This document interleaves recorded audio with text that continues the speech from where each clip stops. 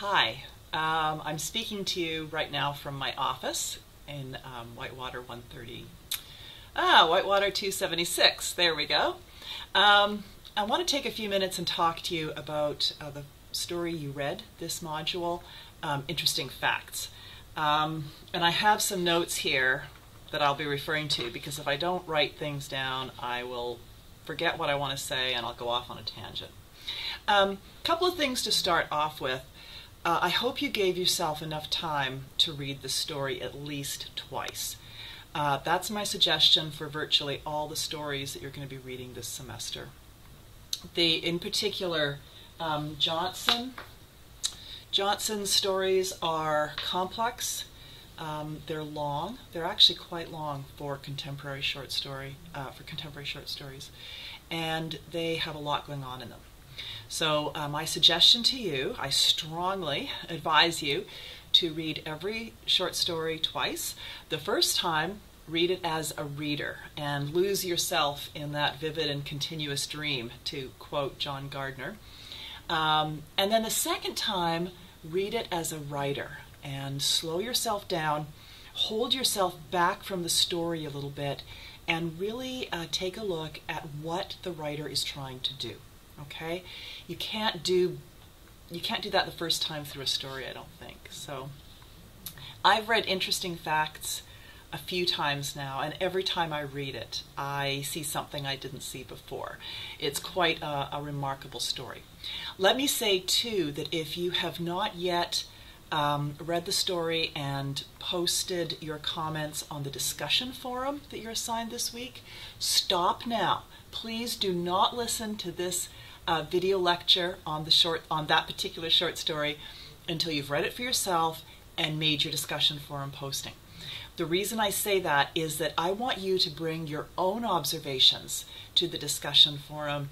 I don't want you to be necessarily influenced by what I'm going to say in this lecture, because I suspect you found things that maybe I haven't noticed, and I don't want you just to be repeating what I say in this lecture. So if you haven't had a chance to post on the discussion forum, stop this video and come back to it later. It'll still be here.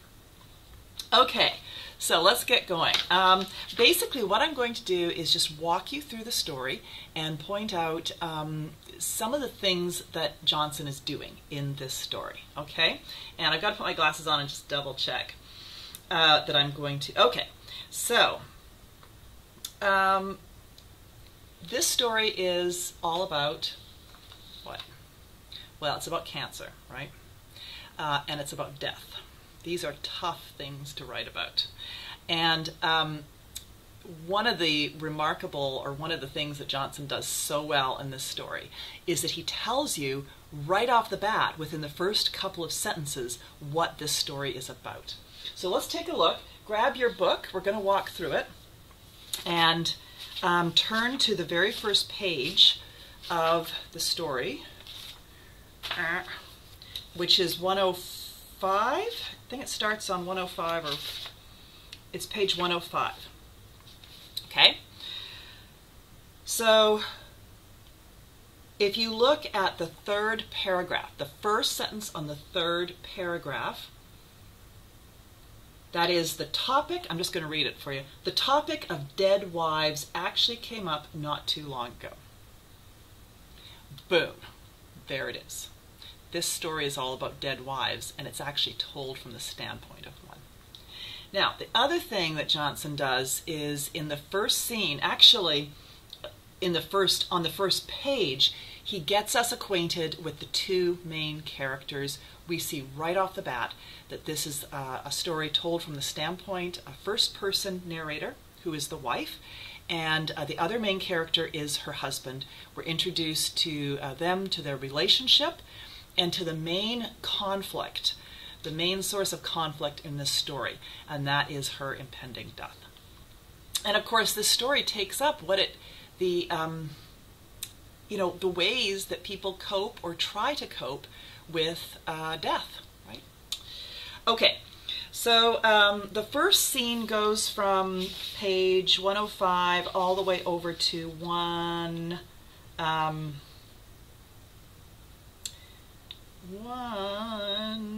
114. Okay, so the first scene ends at the bottom of page 113.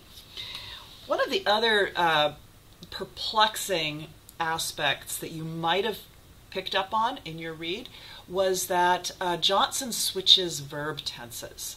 So you might have noticed that in reading through this first scene, he goes from using present tense, as in, or he goes from using past tense.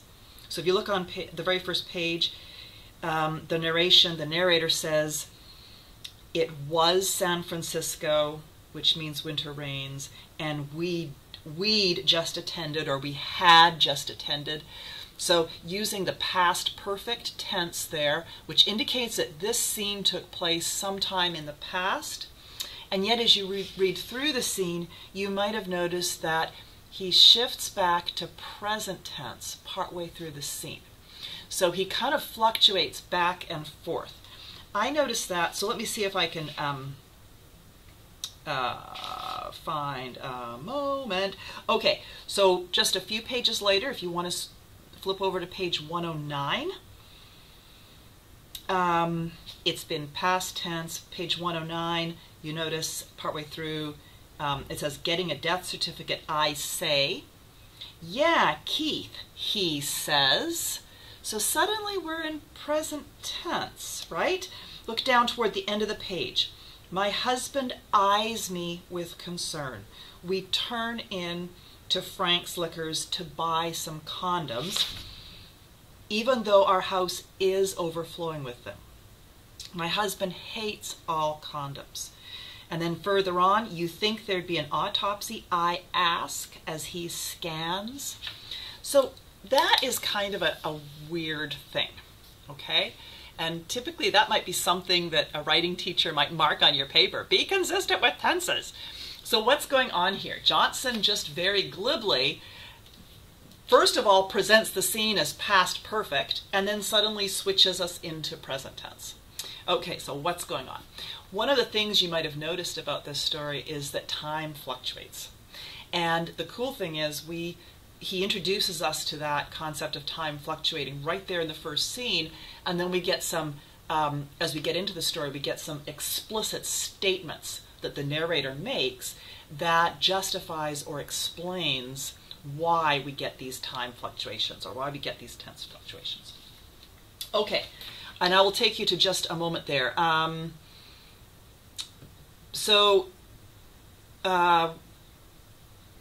Let's see here. So keep that in mind, okay? I'm going to come back in this video lecture, and I promise it won't be too long. I'm going to come back to that notion of the time fluctuation. Just kind of store that in your head, but I want to talk about something else before I do that. Another thing I want to point out to you is pay attention to how the dialogue is tagged or structured. So let's go to a real nice example on page 110. Okay, so if you have your book, go to page 110, 111, and just take a look. We're not really reading it for content at this point. I just want you to notice how the dialogue is structured, the tags that are used, and how it flows. I hate to use the word flow, but anyway. So notice, if you scan your eyes down, I'm just going to jump into the conversation about halfway down page 110. You think there'd be an autopsy, I ask? He looks at me. We're just joking, right?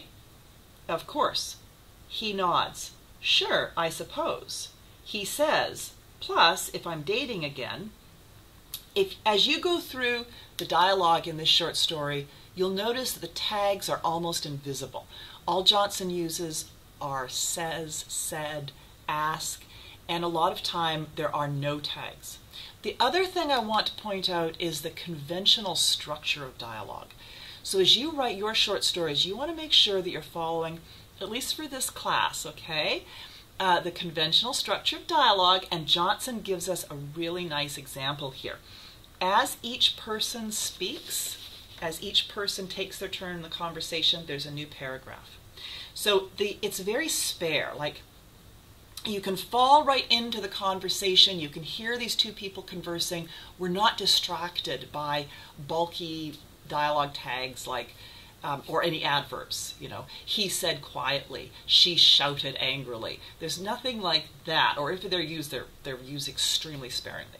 I'm going to ask that you refrain from using adverbs and other fancy dialogue tags, and try to pattern your dialogue a little bit like this, just using those very simple tags so that your reader is able to not be distracted from the actual content of the conversation. Okay, that's what I wanted to point out to you. So, getting back to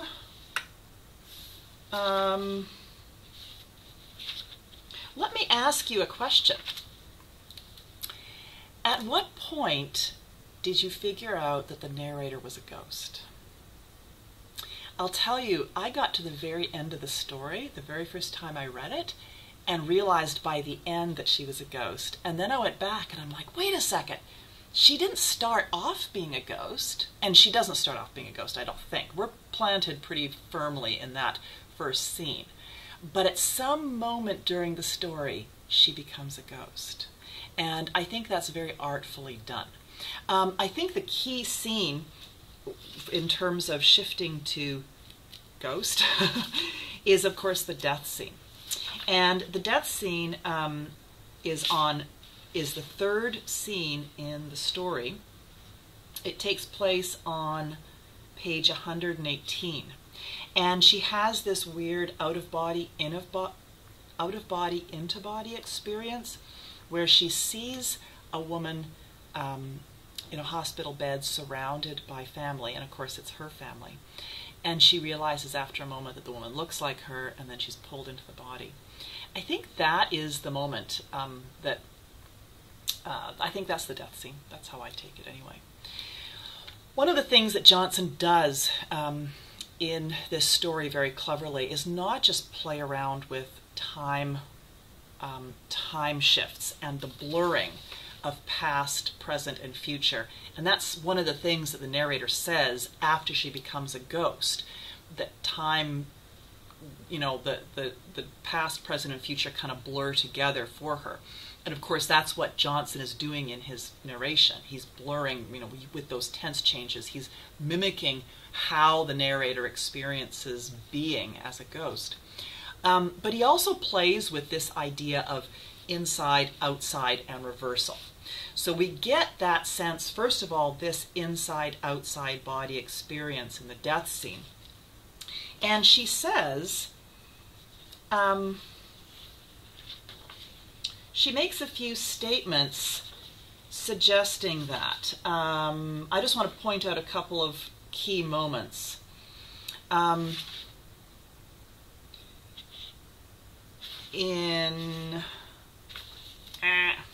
I've got so many things marked here, I want to find them. Okay, so the first time we start to get this play of inside-outside reversal is at the bottom of page 111. If you go there, to the bottom of page 111, she says, "Can you see why it would be hard for me to tell wake from sleep, how the two could feel reversed? Do you hear me trying to tell you that I have trouble telling the difference?" And of course, ostensibly she's talking about the difference between being awake and asleep, but as we get into the story, we realize she's actually talking about telling the difference between past, present, and future, being dead and being alive and being dead, right? So all those delineations start to get blurred for her. And then as you go to, as you flip forward to page 114, we get an 114, we get an even stronger clue. Notice how this scene opens. So I'm at the top of page 114 now. "My husband and kids came with me to the hospital for the first chemo dose. Was that a year ago? 3? What is time to you? A plucking harp string, the fucking do-re-mi of tuning forks." Wow. That's an amazing sentence right there at the beginning of that scene. She's sharing her frustration at the fact that time, the flow of time, has started to blur. Okay, I'm running out of time here, speaking of time. But as you read through it, and in particular the death scene, That is a key scene in this story. I think that's where she transitions from being alive to being dead. And if you read through that to the bottom of page 119, she says, so I'm just going to read this little section now at the bottom of page 119. Even now you cannot shake that sense of time.